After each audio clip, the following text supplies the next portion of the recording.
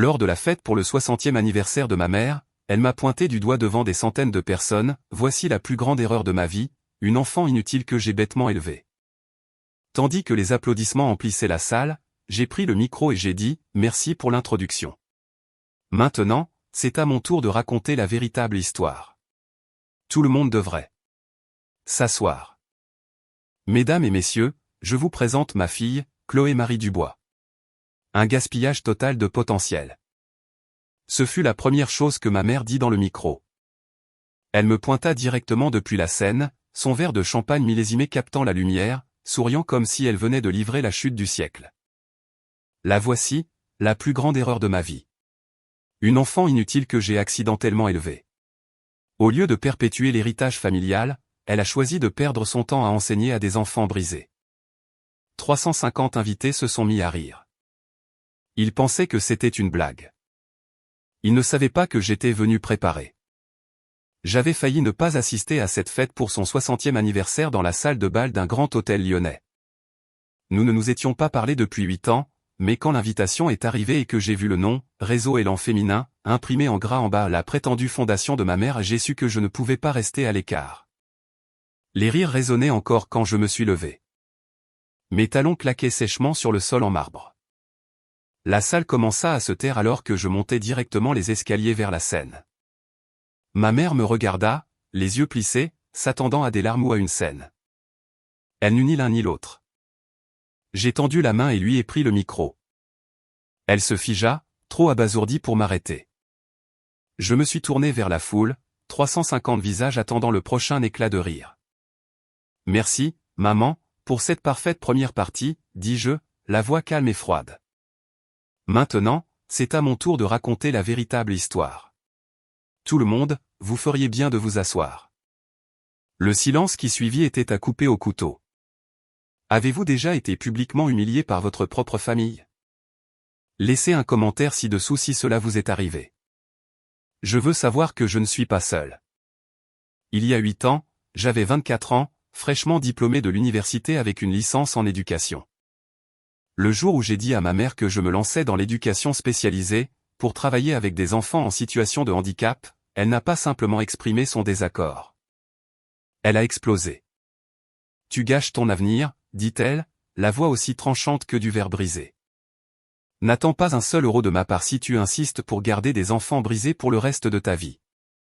Ce fut la dernière véritable conversation que nous avons eue. Elle m'a coupé les vivres ce soir-là. Plus d'aide pour les frais de scolarité, plus d'argent de poche, plus rien. J'ai quitté sa maison, et nous ne nous sommes plus jamais parlé. Pendant 8 ans, le silence fut notre seule connexion. Je n'ai pas perdu de temps à m'apitoyer sur mon sort. J'ai emménagé dans un appartement bon marché près du campus, j'ai contracté des prêts étudiants et j'ai commencé à travailler de nuit dans un centre local pour enfants ayant des troubles du développement. Le salaire suffisait à peine pour le loyer et les courses, mais chaque service m'a plus appris que n'importe quelle salle de classe. J'ai appris à adapter des leçons pour des enfants non-verbaux, à anticiper une crise avant qu'elle ne dégénère, et à célébrer de minuscules victoires que personne d'autre ne remarquait. 3 ans plus tard, j'ai obtenu mon master en administration de l'éducation spécialisée. Cela a pris plus de temps que pour la plupart des gens parce que je payais mes propres études, travaillant à temps plein le jour comme assistante d'éducation tout en étudiant le soir. Pas de raccourci, pas de filet de sécurité familiale. Après mon diplôme, j'ai décroché mon premier emploi à temps plein en tant qu'enseignante spécialisée dans un district scolaire public. 4 années à ce poste furent épuisantes, de lourdes charges de travail, une paperasse sans fin, et des parents qui me reprochaient parfois les difficultés de leur enfant. Mais j'adorais ça. J'ai conçu des programmes individualisés pour des élèves autistes qui ont augmenté leur taux d'inclusion en classe de 40% dans mon établissement. Les directeurs d'école ont commencé à le remarquer. Les administrateurs du district ont commencé à m'inclure dans les réunions de planification. C'est alors qu'une mentor, une directrice expérimentée des programmes spéciaux, m'a prise sous son aile. Elle a vu le potentiel de mon approche basée sur les données et m'a encouragé à postuler à des postes de coordinatrice. 2 années en tant que coordinatrice au niveau du district ont suivi. J'ai géré la conformité pour plusieurs écoles, formé des enseignants et supervisé les allocations budgétaires pour les technologies d'assistance. Mes rapports étaient toujours approfondis, mes résultats mesurables. Lorsqu'un poste au niveau national s'est libéré et directrice principale de programme dans la division de l'éducation spécialisée du ministère de l'Éducation nationale, j'ai postulé.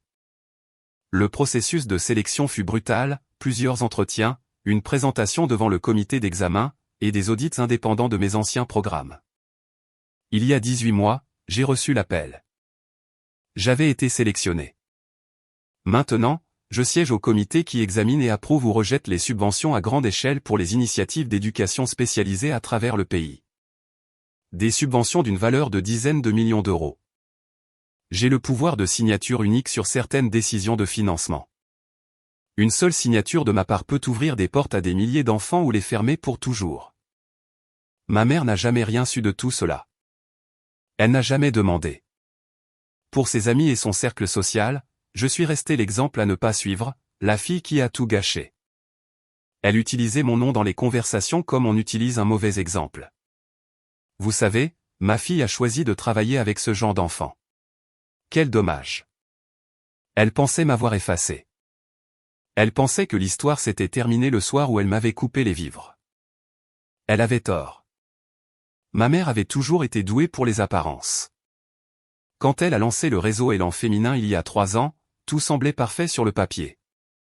Le site web était élégant, fond blanc épuré, ton pastel, photos professionnelles de femmes et d'enfants souriants. Des titres comme « Donner les moyens aux mères et aux enfants ayant des besoins spéciaux » et « Construire ensemble des avenirs plus radieux » dominaient chaque page. Le blog était rempli d'histoires de réussite, une mère célibataire dont le fils autiste a appris à lire grâce à nos programmes, une famille qui a reçu un soutien qui a changé leur vie. Tout était soigné, inspirant et méticuleusement orchestré. Les médias locaux ont adoré. Des articles dans le journal de la ville la qualifiaient de philanthrope visionnaire. Elle est apparue dans des émissions de radio matinale et des podcasts régionaux, parlant avec éloquence du besoin urgent de soutenir les familles confrontées au handicap. Les donateurs ont commencé à signer des chèques. Les entreprises sponsors ont envoyé leur logo pour le site web.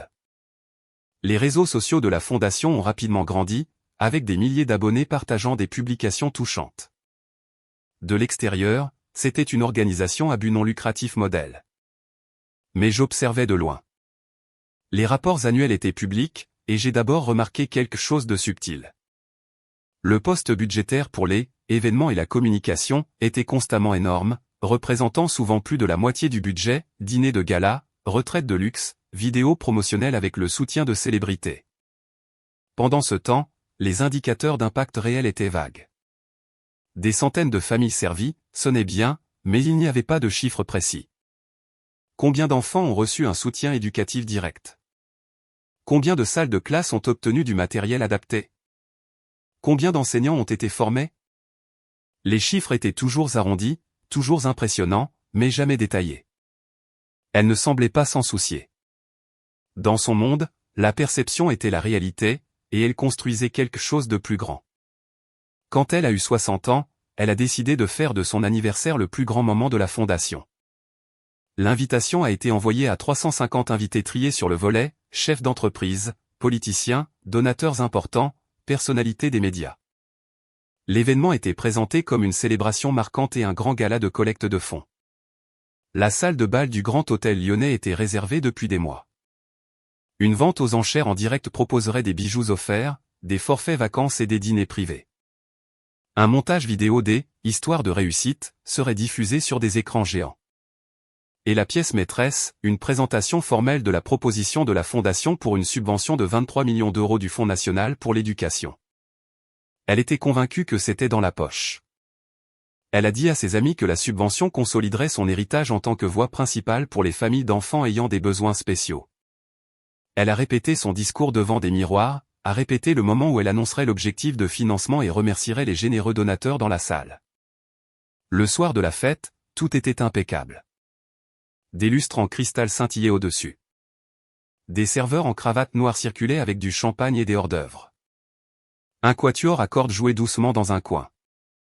Les invités se mêlaient en robes de créateurs et smoking sur mesure, se faisant la bise et réseautant. Ma mère se tenait au centre de tout cela, radieuse dans une robe vert émeraude profond, acceptant les compliments et posant pour les photos. Elle croyait que c'était son triomphe. La réputation de la Fondation monterait en flèche. La subvention serait annoncée, et son histoire, sa parfaite histoire, serait intouchable. La proposition a atterri sur mon bureau comme n'importe quelle autre. Elle est passée par le système de routage standard, affectation aléatoire, pas de traitement de faveur. La demande du réseau Élan Féminin pour une subvention de 23 millions d'euros pour étendre le soutien éducatif aux enfants en situation de handicap et à leurs familles. La lettre de motivation était sur papier glacé, le résumé plein de langage inspirant. J'ai ouvert le dossier en m'attendant à un examen de routine. Ce que j'ai trouvé à la place, c'était un schéma de détournement de fonds déguisé en œuvre de charité. J'ai commencé par la répartition du budget. 80% des fonds demandés étaient alloués à des catégories qui n'avaient rien à voir avec les salles de classe ou les enfants, des jets privés pour des voyages de recherche, à des conférences à Courchevel et sur la Côte d'Azur, une production événementielle haut de gamme, traiteurs, concepteurs d'éclairage, conférenciers célèbres, et des honoraires de conseil versés à des sociétés écrans dont les adresses remontaient à des suites de bureaux de luxe où ma mère avait été photographiée entrant. Un poste budgétaire s'est démarqué, 185 000 € pour l'amélioration des transports de la direction. La description était assez vague pour passer un examen superficiel. Je savais exactement ce que cela signifiait, de nouveaux VUS de luxe pour les membres du conseil d'administration qui quittaient rarement leur bureau. Les vrais programmes, ceux qui auraient dû être le cœur de la proposition, étaient à peine financés. Appareil d'apprentissage adaptatif pour les élèves non-verbaux, moins de 2%. Atelier de formation des enseignants, moins de 1%. Subvention de soutien direct en classe, presque zéro. Les chiffres n'étaient pas seulement déséquilibrés, ils étaient truqués. C'était une gestion intéressée flagrante, utilisant des actifs caritatifs à des fins personnelles, une violation claire du Code général des impôts. La loi française reflétait les règles de manière encore plus stricte. Si elle était approuvée, la subvention serait blanchie par la fondation et siphonnée avant qu'un seul enfant n'en voie le bénéfice. J'aurais pu y mettre fin sur le champ.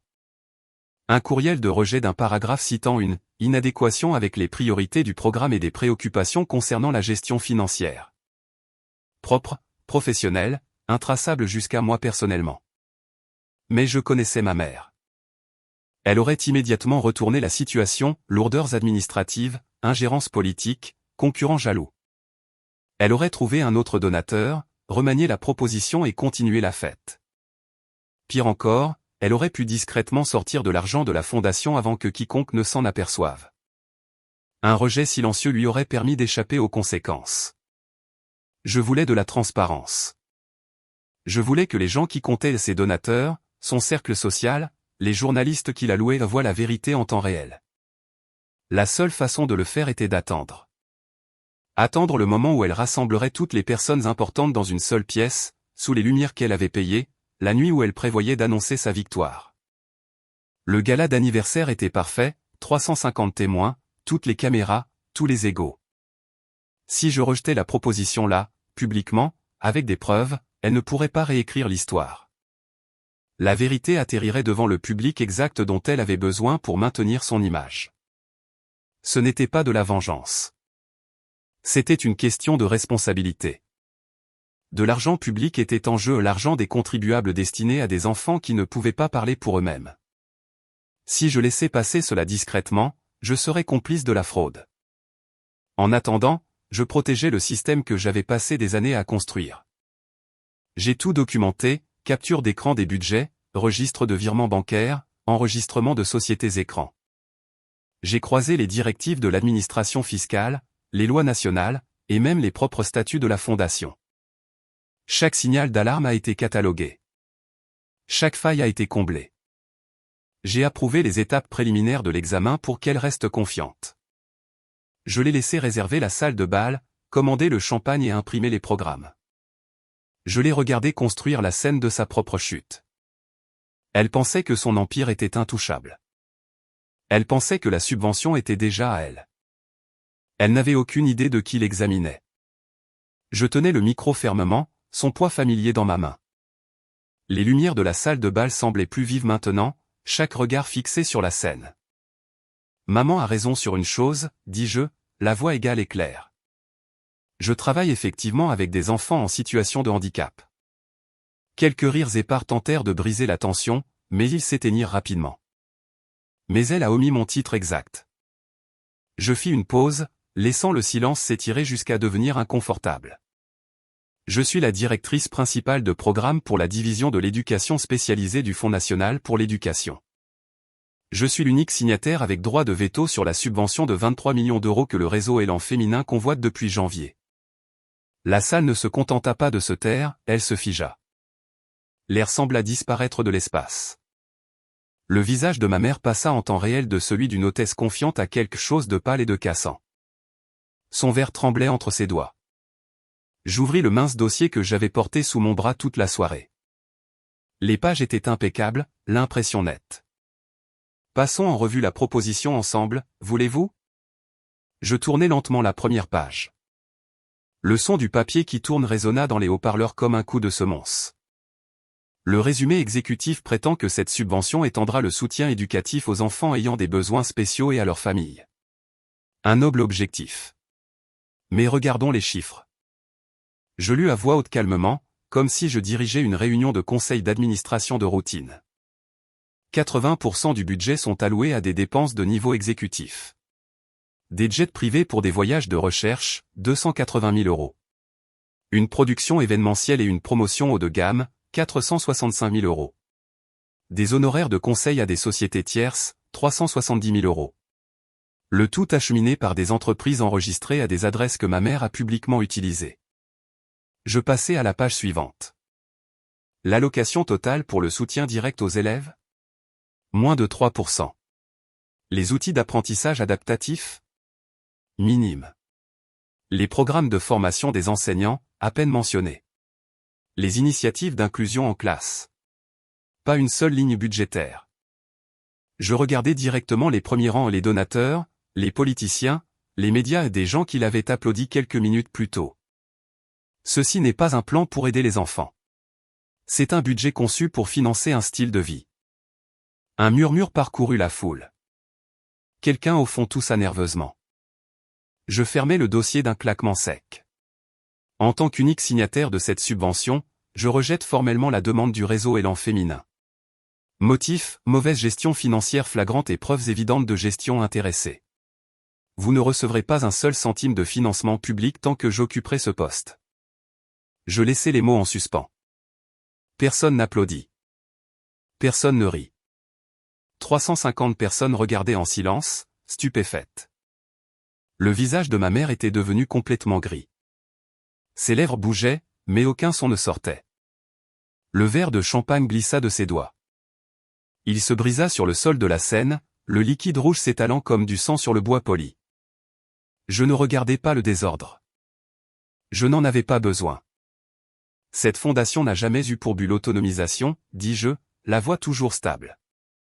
Elle n'a jamais concerné les enfants ou les familles. C'est un plan de retraite personnelle déguisé en œuvre de charité. Je reposai le micro sur son support. Le bruit sourd résonna dans les haut-parleurs, fort et final. Je me suis retourné et j'ai quitté la scène. Le cliquetis de mes talons était le seul son dans la pièce. Personne ne m'a arrêté. Personne n'a parlé. Derrière moi, le silence était électrique. Je pouvais sentir le poids de 350 paires d'yeux suivant chacun de mes pas. Pour la première fois en 8 ans, la salle n'était plus la sienne. Elle était la mienne. La lourde porte de service claqua derrière moi. Le couloir était froid, éclairé seulement par des néons, sentant le nettoyant industriel et la vieille moquette. Je n'ai pas couru. J'ai marché. Des pas réguliers, une respiration mesurée. Puis la porte s'ouvrit à nouveau en grand. Pas ouverte, mais percutée. Des pas martelèrent le béton, lourds, frénétiques. Arrête-toi tout de suite. La voix de ma mère craqua dans le corridor, dépouillée de tout le vernis qu'elle avait porté toute la soirée. Brute. Hideuse. Je me suis arrêté. Je me suis retourné lentement. Elle se tenait à 3 mètres, robe émeraude froissée, cheveux se défaisant de son chignon élégant. Son visage était rougeau, des veines ressortant sur son cou. Elle ne ressemblait en rien à la philanthrope posée de la salle de bal. Elle ressemblait à quelqu'un qui venait de voir son monde se fissurer. Elle se jeta en avant, comblant la distance en 3 enjambées. Ses doigts se refermèrent sur mon poignet, assez fort pour laisser une ecchymose. Tu crois que tu peux faire ça, siffla TL. Tu crois que tu peux entrer dans mon événement, devant mes gens, et m'humilier?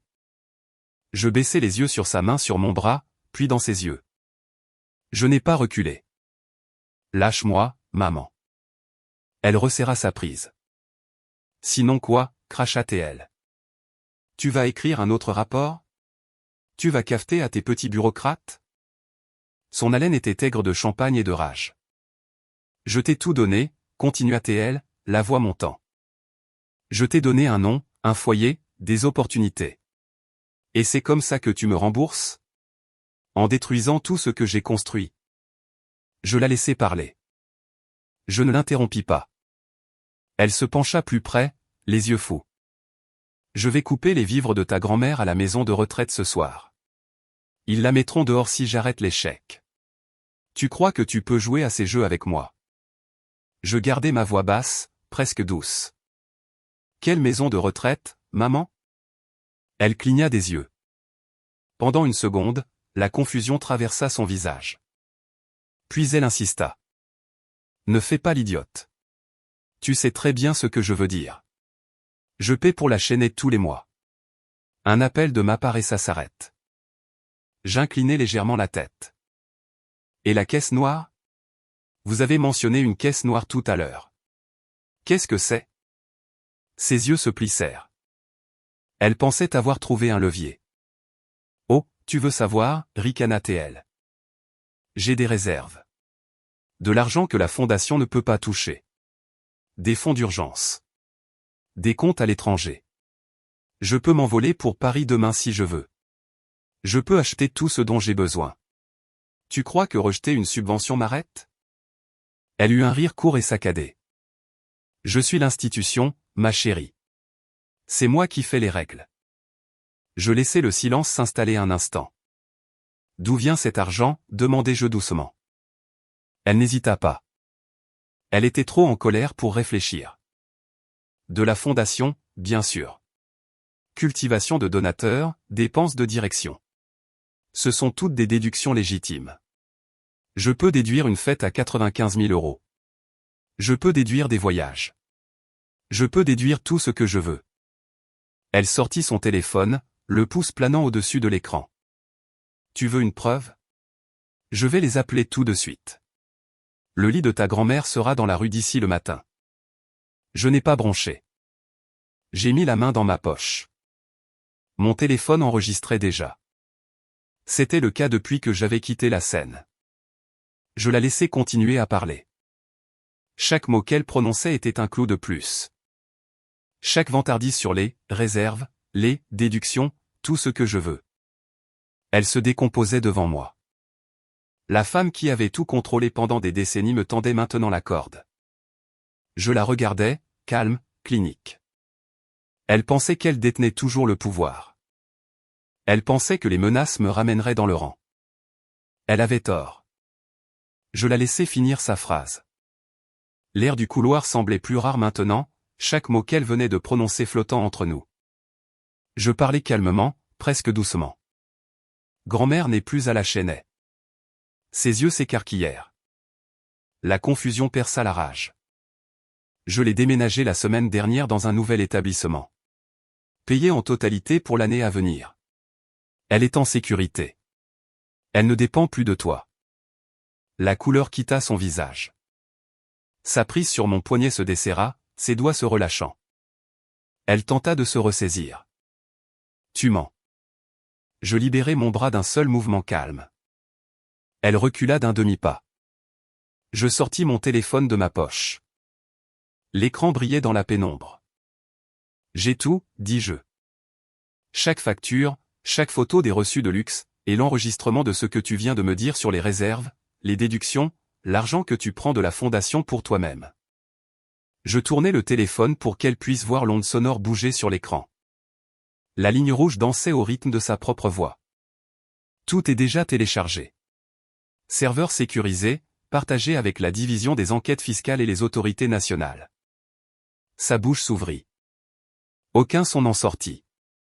Je fis glisser l'écran vers le journal d'appel. Un appel en cours. Durée, 3 minutes et 12 secondes.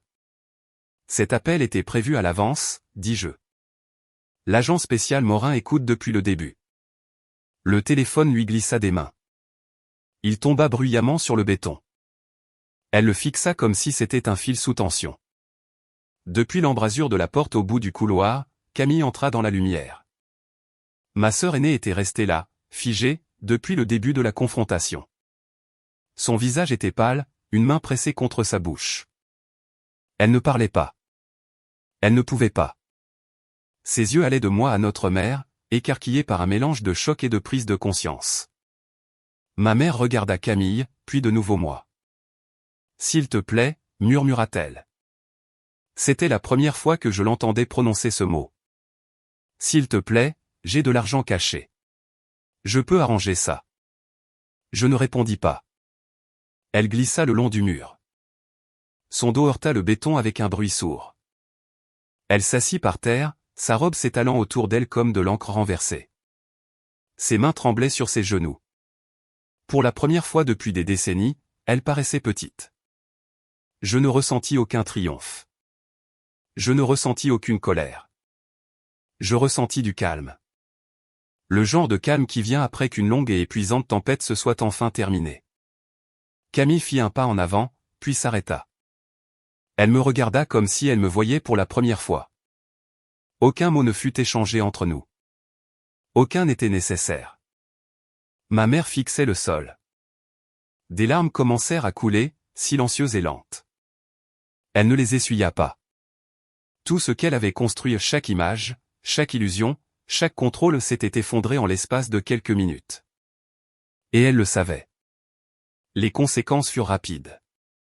En quelques heures, le Fonds national pour l'éducation a émis un gel formel de toutes les transactions liées au réseau Élan féminin.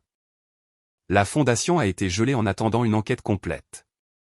Les agents du fisc sont arrivés à son bureau le lendemain matin. Les autorités nationales ont suivi. Les accusations de gestion intéressée étaient préliminaires, mais les preuves étaient accablantes. Les donateurs se sont retirés. Les sponsors ont retiré leur logo. Le cercle social qui l'applaudissait autrefois est devenu silencieux, puis froid. Son nom, autrefois synonyme de générosité, est devenu un exemple à ne pas suivre dans les conseils d'administration et les cercles caritatifs. Elle a perdu tout ce qu'elle avait construit sur l'illusion, non pas dans une arrestation spectaculaire, mais dans l'érosion lente et inévitable de sa réputation et de ses ressources. C'était suffisant. Je suis rentré chez moi en silence. Les lumières de la ville défilaient, floues, derrière la fenêtre. Pour la première fois depuis des années, le bruit dans ma tête, sa voix, ses jugements avaient disparu. Je me suis garé dans mon allée et j'ai appelé mamie. Le téléphone a sonné 2 fois. « Allô, ma chérie » répondit-elle, la voix chaude et stable. « Tout va bien » demandai-je. « Mieux que bien. Le nouvel endroit est charmant. Ils ont même un jardin où je peux m'asseoir. » Je souris dans la voiture sombre. « Bien. Je viendrai te voir demain. » Nous avons parlé quelques minutes de choses simples, rien de lourd. Quand nous avons raccroché, j'ai senti quelque chose changer. Un poids que je n'avais pas réalisé que je portais s'est levé. J'ai ouvert les paramètres de mon téléphone, bloqué son numéro, bloqué celui de Camille au cas où, bloqué chaque courriel, chaque compte social qu'elle pourrait utiliser pour me joindre. Pas de message, pas d'explication. Juste le silence. Permanent. Je n'ai pas regardé en arrière. Les gens comme elle pensent que le pouvoir vient du bruit, de l'humiliation, des menaces, du contrôle du récit. Ils pensent que s'ils crient assez fort, tout le monde restera dans le rang. Ils ont tort. Le vrai pouvoir est silencieux. C'est celui qui attend dans l'ombre, observe, documente et agit au bon moment. C'est le pouvoir des limites claires, fermes, infranchissables. C'est savoir que votre valeur ne dépend de l'approbation de personne d'autre. Si quelqu'un vous traite comme si vous étiez invisible, laissez-le faire. Les fantômes voient tout. Les fantômes traversent les murs. Et le temps que les gens qui vous ont ignoré s'en aperçoivent enfin, l'échiquier est déjà en place. Vous n'avez pas besoin de crier pour gagner. Vous devez juste être patient. Vous devez juste être précis. Et quand la poussière retombe, vous vous en allez. Pas avec colère, pas avec regret, mais avec la paix. C'est la leçon. C'est la valeur. Si vous lisez ceci et que vous avez déjà été rabaissé par les personnes qui auraient dû vous élever, écoutez-moi, votre histoire n'est pas terminée. Votre valeur n'est pas définie par leurs mots. Construisez votre vie. Protégez votre paix. Et le moment venu, entrez dans la lumière.